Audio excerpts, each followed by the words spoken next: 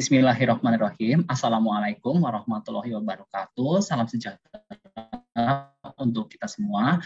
Pada kesempatan hari ini, kami akan mempresentasikan tentang hasil diskusi kami terkait dengan tugas perancangan reaktor. Kami sudah mendiskusikan terkait dengan tugas kelompok, yaitu mengenai tentang slurry reactor.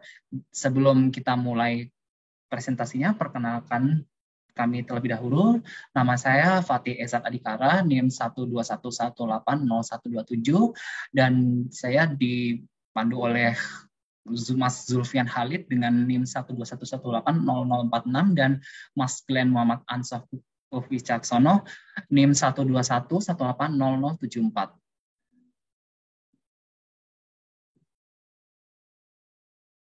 Ya, sebelum kita menuju ke presentasi, kita akan membahas mengenai outline atau cakupannya. Ada pengantar, tipe reaktor, mekanisme, gambar skematik, karakteristik, dan penggunaan reaktor. Dan terakhir adalah kelebihan dan kekurangan. Ya, kita ke pengertiannya. Jadi, slurry reactor adalah reaktor 3 fase atau 3 phase yang digunakan untuk mereaksikan padatan atau solid, cairan atau liquid, dan gas secara bersamaan. Reaktor ini memiliki tinggi sebesar 22 meter dan diameter 5 meter. Dan reaktor ini biasanya terdiri dari katalis atau padatan yang tersuspensi dalam cairan, yaitu di mana gas digelembungkan. Kemudian slurry reactor ini dapat beroperasi secara semi-batch atau continue, atau bahasa Inggris kita bacakan sebagai continuous. Kemudian reaktor ini dikembangkan untuk mengatasi kesulitan yang terkait dengan reaktor multitubular unggun tetap. Berikutnya saya akan menjelaskan mengenai tipe-tipe yang ada pada slurry reaktor. Yang pertama adalah tipe slurry bubble column reaktor. Nah, reaktor ini berbeda dalam hal partikel padat tetap tersuspensi dalam cairan melalui reaktan gas yang masuk reaktor dari bawah melalui sparger pada slurry bubble column reaktor. Nah, di sebelah kanan ini adalah gambar dari slurry bubble column reaktor. Dan yang tipe kedua adalah agitated slurry reaktor. Pada reaktor ini, agitasi mekanis digunakan untuk mempertahankan suspensi padatan. Nah, di sebelah kiri ini adalah gambar dari agitated slurry reaktor. Nah, tipe-tipe reaktor lainnya tuh ada 3. Yang pertama ada yang slurry batch reaktor, yang kedua adalah slurry tubular reaktor, dan yang ketiga adalah bubble column reaktor. Nah, di sini adalah gambar skematik dari slurry reaktor.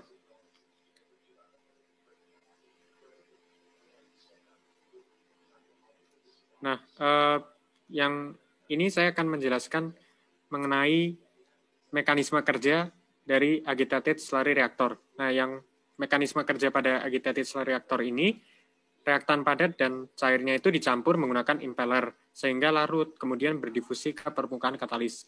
Nah, yang kedua, saya akan menjelaskan mengenai cara kerja slurry bubble column reaktor. Pada slurry bubble column reaktor, atau disingkat SBCR, gas reaktan digelembungkan melalui cairan, sehingga larut, kemudian berdifusi ke permukaan katalis. Baik, saya akan melanjutkan mengenai karakteristik dan penggunaan reaktor. Jadi, slurry reaktor ini umum digunakan di industri petrokimia dan industri biokimia, di mana salah satu kegunaannya untuk proses hidrogenasi minyak, yang mengubah minyak menjadi padat atau semi padat yang dapat meningkatkan umur simpan dari minyak tersebut. Nah, reaktor ini juga digunakan dalam aplikasi seperti oksidasi, hydroformation, dan ethanylation. Nah, kelebihan dan kekurangan dari reaktor ini adalah, yang pertama, kelebihannya untuk kontrol suhu yang baik. Yang kedua, reaktor dapat bekerja dengan baik dalam hal pemulihan panas.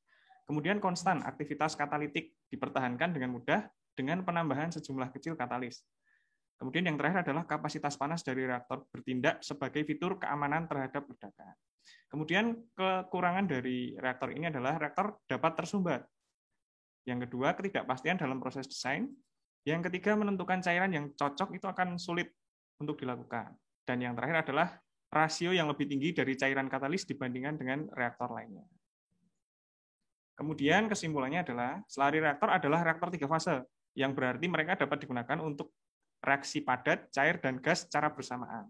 Reaktor ini biasanya terdiri dari katalis padat tersuspensi dalam cairan.